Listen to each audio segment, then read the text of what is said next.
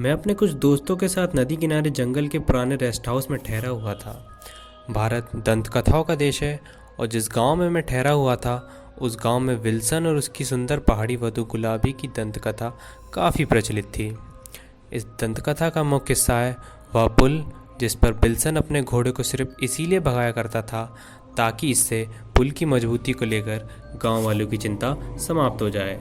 लेकिन गांव वाले आपको बताएंगे कि आप अब भी विल्सन के घोड़े की वह टाप सुन सकते हैं जब वह 150 साल पहले बनाए पुल पर उसे भगाया करता था। खैर, जंगल के इस पुराने रेस्ट हाउस में मेरे साथ थे रेन दंपत्ति जिनकी शादी नई नई हुई थी और दत्ता दंपत्ति जिनकी शादी काफ़ी साल पहले हुई थी। युवा रे दंपत्ति की बहुत लड़ाई होती थी जिसे देखकर दत्ता दंपत्ति परेशान कम और मनोरंजन ज़्यादा किया करते थे। मैं उनके ग्रुप का हिस्सा था लेकिन फिर भी बहुत हद तक बाहरी था। कुंवारा होने की वजह से मैं उनके ज़्यादा काम का नहीं था और एक विवाहित जोड़े के सलाहकार की तरह तो मैं उनके किसी भी काम का नहीं था। मैं अपना अधिकांश समय नदी किनारे घूमने में या घाटी को घेरे खड़े देवदार या सिंदूर के घने जंगलों की खाक छानने में बिताता। ये वही पेड़ थे जिनकी वजह से विल्सन और उसके संरक्षक टेरी के राजा का भाग चमका था। उन्होंने विशाल लकड़ी के लट्ठों को पानी में बहाकर समतल में बने टिम्बर यार्ड में पहुंचाकर घने जंगलों की खूब कटाई की। एक बार मैं देर शाम रेस्ट हाउस लौट रहा था। आधा पुल ही पार किया होगा कि दूसरे किनारे पर मैंने एक आकृति देखी जो कोहरे से निकलकर आ रही थी। वह एक औरत थी जिसने पहाड़ों में पहने जाने वाली सादी साड़ी पहन रखी थी। उसके खुले बाल उसके कंधों पर बिखरे थे। ऐसा लगा कि उसने मुझे नहीं देखा और पुल की रेलिंग पर झुककर काफ़ी नीचे बहता तेज पानी का बहाव देखने लगी और फिर मुझे चकित और भयभीत करती हुई वह रेलिंग पर चढ़ी और पानी में कूद गई। मैं उसे आवाज़ देता आगे की ओर दौड़ा लेकिन रेलिंग तक जाकर मुझे सिर्फ नीचे झाग वाले पानी में उसका गिरा हुआ शरीर दिखा जिसे धारा तेज़ी से बहाती हुई नीचे की ओर ले जा रही थी। चौकीदार का कमरा थोड़ी दूर था। दरवाज़ा खुला हुआ था। चौकीदार राम सिंह बिस्तर पर अधलेटा हुक्का पी रहा था। कोई अभी अभी पुल से कूदा है, मैंने हाँफते हुए कहा। नदी ने उसे अपने साथ बहा लिया। चौकीदार चुपचाप रहा। फिर से गुलाबी, उसने जैसे खुद से ही कहा हो। फिर मुझसे पूछा, क्या आपने उसे ठीक से देखा? हाँ, एक खुले लंबे बालों वाली औरत, लेकिन मैंने उसका चेहरा ठीक से नहीं देखा। यह जरूर गुलाबी रही होगी। बस एक भूत मेरे प्रिय सर, चिंता करने की कोई बात नहीं। अक्सर कोई ना कोई उसे नदी में कूदते देखता ही है। आप बैठिए, उसने एक पुरानी आराम कुर्सी की ओर संकेत करते हुए कहा। आप आराम से बैठिए, मैं आपको उसके बारे में बताता हूँ। मैं बिल्कुल भी शांत महसूस नहीं कर रहा था लेकिन राम सिंह की सुनने बैठ गया जो मुझे गुलाबी की आत्महत्या की कहानी सुना रहा था। मेरे लिए एक गिलास गर्म मीठी चाय बनाने के बाद वह अपनी लंबी घुमावदार कथा सुनाने लगा कि किस तरह विल्सन, एक अंग्रेज खोजी, अपना भाग्य तलाशता कस्तूरी मोर के शिकार में जुटा था जब उसका गांव के रास्ते में गुलाबी से सामना हुआ।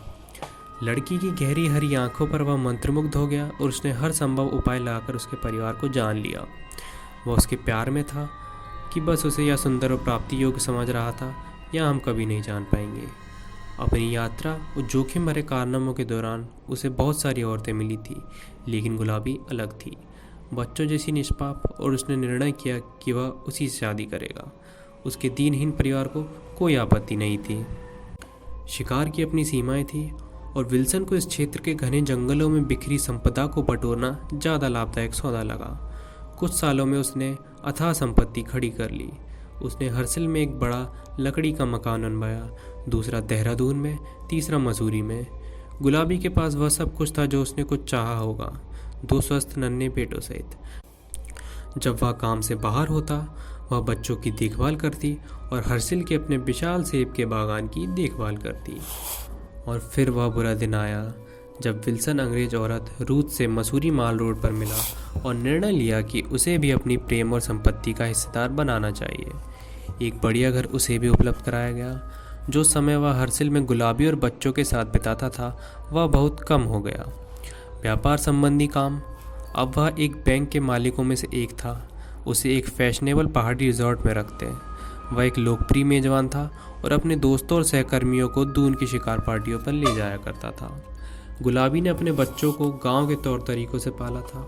उसने विल्सन के उस मसूरी वाली औरत के साथ चल रहे विलास की कहानियां सुनी थी और उसकी एक यात्रा के दौरान इस मामले में उससे सवाल किए और अपनी नाराज़गी दिखाते हुए उस दूसरी औरत को छोड़ने के लिए कहा। विल्सन ने उसकी किसी बात पर ध्यान नहीं देते हुए उसे फालतू की बकवास पर ध्यान नहीं देने को कहा। यह कहकर जब वह घूमा, गुलाबी ने बंदूकों की मेज पर रखी फ्लिट लॉक पिस्तौल उठाई और उस पर एक गोली दाग दी। निशाना चूक गया और उसके आईने को चकनाचूर कर दिया।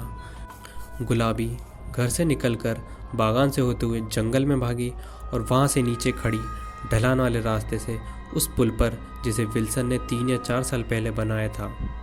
जब विल्सन सामान्य हुआ, अपने घोड़ों पर चढ़कर उसको खोजने निकला, लेकिन बहुत देर हो चुकी थी। गुलाबी पहले ही पुल से बहुत नीचे हरहराते पानी में कूद चुकी थी। उसका शरीर नीचे बहाव से 1-2 मील दूर कुछ पत्थरों में फंसा मिला। यह कहानी थी जो राम सिंह ने मुझे सुनाई, अपनी तरफ से बड़ा चढ़ाकर और घुमा फिराकर। मुझे लगा कि शाम को रेस्ट हाउस में आग के किनारे अपने दोस्तों को सुनाने के लिए यह बढ़िया कहानी होगी। उन्हें कहानी बहुत प्रभावी लगी, लेकिन जब मैंने उन्हें बताया कि मैंने गुलाबी का भूत देखा है, उन्हें लगा मैं अपनी तरफ से कहानी को थोड़ा बड़ा चढ़ाकर बता रहा हूँ। मिसेस दत्ता को यह कहानी दुखद लगी। युवा मिसेस रे के अनुसार गुलाबी मूर्ख थी। वह एक सीधी सादी लड़की थी। मिसेस दत्ता ने अपना विचार रखा। उसने उसी तरह प्रतिक्रिया दी जो वह जानती थी। पैसे खुशी नहीं खरीद सकते, क्या मिसेस रे ने कहा। नहीं, मिसेस दत्ता ने कहा, यह आपके लिए बहुत सारी सुविधाएं खरीद सकते हैं। मिसेस रे दूसरी चीज़ों के बारे में भी बात करना चाहती थी, इसलिए मैंने विषय बदल दिया। किसी कुंवारे के लिए यह थोड़ी परेशानी वाली बात हो सकती है कि उसे अपना शाम 2 शादीशुदा जोड़ों के साथ बितानी पड़े। उसके बाद मैं पुल पर बहुत बार गया। दिन में वहाँ ट्रैफिक की व्यस्तता होती, लेकिन शाम ढलती उस पुल पर बहुत कम वाहन रह जाते और पैदल यात्री तो कभी कभी ही कोई गुजरता। नीचे दर्रे से धुंध उठती और पुल के दूसरे किनारे को बिल्कुल गायब कर देती थी।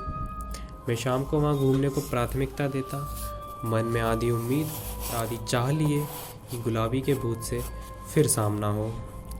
यह उसका चेहरा था जो मैं दोबारा ज़रूर देखना चाहता था। क्या वह अब भी उतनी ही सुंदर होगी जितना उसके बारे में कहा जाता है? जो हमारे जाने की शाम से पहले घटा, वह मुझे काफ़ी लंबे अरसे तक परेशान करने वाला था। हमारे जाने के दिन करीब आ रहे थे।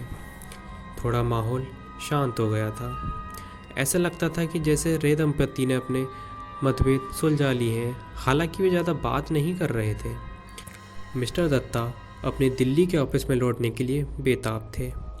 मिसेस दत्ता का गठिया का दर्द शुरू हो गया था। मैं भी बेचैन था मसूरी में अपने लिखने की मेज़ पर लौटने के लिए।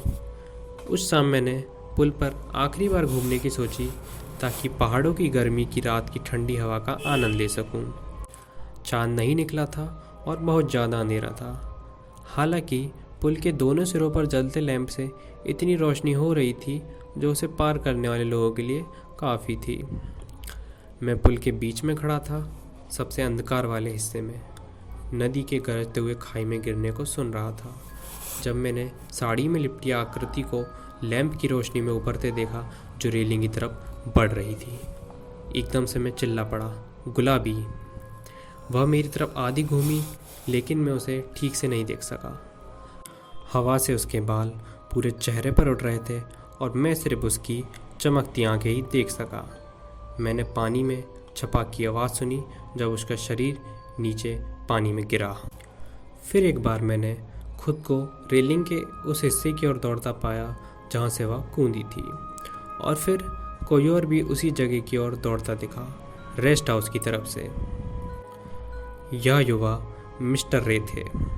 मेरी पत्नी, वह चिल्लाए, क्या आपने मेरी पत्नी को देखा?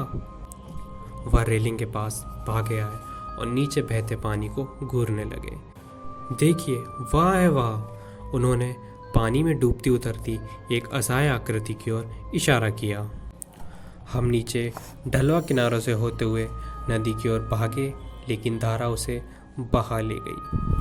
पत्थर और झाड़ियों से उलझते हुए हमने उस डूबती स्त्री को बचाने की पागलों की तरह कोशिश की, लेकिन उस घाटी में नदी गरज रही थी और लगभग 1 घंटे के बाद ही हम एक लकड़ी के लट्ठे में चिपका हुआ बेचारी मिसेज रे का शरीर निकाल सके। उनका दाह संस्कार उसी जगह से थोड़ी दूर किया गया और हम अपने अपने घरों में उदास और दुखी लौटे, इस अनुभव से अगर मैच्योर नहीं तो भयभीत जरूर होकर। अगर आप कभी उस क्षेत्र में जाएं और देर शाम को उस पुल से गुजरने का निर्णय लें तो शायद गुलाबी का भूत देख सकते हैं या विल्सन के घोड़े की टाप सुन सकते हैं जब वह पुल पर उसे खोजता घूम रहा था, या आप शायद मिसेज रे का भूत देख सकते हैं या उनके पति की कातर चीख सुन सकते हैं।